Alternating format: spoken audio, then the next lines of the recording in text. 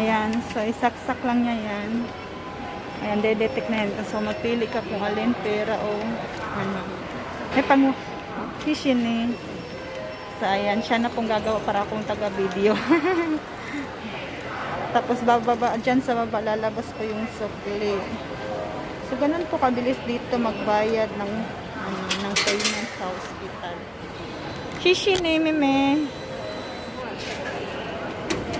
Thank you. Ganun lang kadali. Kuha na tayo proceed na tayo sa gamot.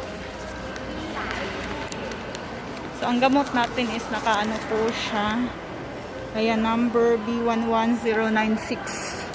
At sa B. So, naka-ano na po siya. Hindi pa siya nakarating. Ayan yung number, letter B. Nasa 1178 pa lang. So, hindi pa po siya nakarating sa numero natin. So, hihintayin natin. Tapos, pila ka lang dyan. Ayan, A, B, C, D. Kasi may mga local letters kasi yan, O, B. So, hintayin natin yung B na number natin. So, ito na pala ang Tianggang Hospital.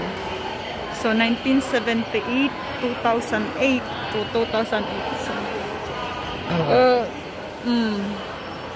napakalawak. Ito, binuksan na po siya. Dati close pa yan. Ngayon, binuksan na siya.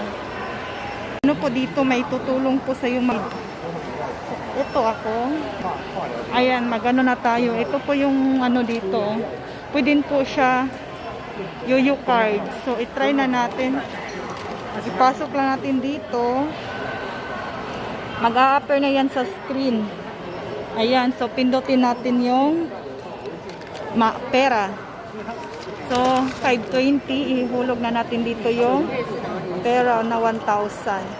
So, kinakain na niya, di ba? So, ayun po, mag-a-attach po doon kung magkano yung binayaran.